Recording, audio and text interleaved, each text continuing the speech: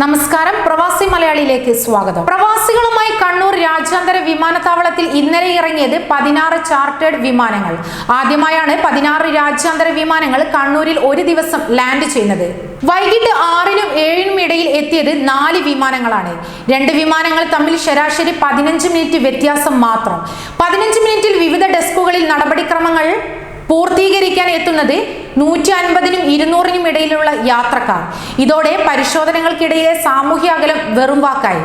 Saudi airlines, SpiceJet airline വിമാനങ്ങളായിരുന്നു എത്തിയത്. Saudi airlines, SpiceJet airline വിമാനങ്ങളും കണ്ണൂർ രാജ്യാന്തര വിമാനത്താവളത്തിൽ ഇറങ്ങി. ഇന്നലെ വൈകിട്ട് 5:04-നാണ് 257 യാത്രക്കാരുമായി ജിദ്ദയിൽ നിന്ന് 777-3000 ER വിഭാഗത്തിൽപ്പെടുന്ന വൈഡ് ബോഡി എയർക്രാഫ്റ്റ് കണ്ണൂരിൽ ഇറങ്ങിയത്. വൈകിട്ട് 6:22-ന് മസ്കറ്റിൽ നിന്നും രാത്രി 9:35-ന് സലാലയിൽ നിന്നുമാണ് സ്പൈസ് ജെറ്റ് എത്തിയത്. ഇന്നലെ രാവിലെയാണ് സ്പൈസ് ജെറ്റ് വിമാനങ്ങൾക്ക് കണ്ണൂരിൽ ഇറങ്ങാൻ DGCA അനുമതി ലഭിച്ചത്. ആദ്യമായിട്ടാണ് Saudi airlines, SpiceJet airline വിമാനങ്ങളിൽ കണ്ണൂരിൽ ഇറങ്ങുന്നത്.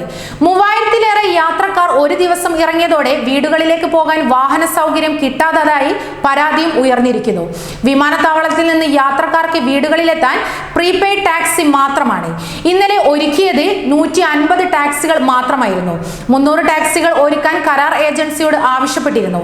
രണ്ടാമത് ഒരു കരാറുകാരനെ കൂടി ടാക്സി നടത്തിപ്പിനായി നിലവിലെ സാഹചര്യത്തിൽ ഉദ്ദേശിക്കുന്നുണ്ട്. ഇൻസ്റ്റിറ്റ്യൂഷൻ ക്വാറന്റൈനിലേക്ക് യാത്രക്കാരെ കൊണ്ടുപോകാൻ 13 KSRTC ബസ്സുകൾ മാത്രമാണ്. ഇൻഡിഗോ 5 സർവീസുകൾ നടത്തി. അതിൽ 2 ദോഹ, 2 മസ്കറ്റ്, 1 കുവൈറ്റ് എന്നിവയാണ്. ഫ്ലൈ ദുബായ് എയർലൈൻ സർവീസ് നടത്തിയത് 3 അതിൽ Dubai, Salam Air, Muscat, Saudi airline, Jeddah എന്നിവയാണ്. കൂടുതൽ പ്രവാസി വാർത്തകൾക്കായി ഈ ചാനൽ സബ്സ്ക്രൈബ് ചെയ്യുക.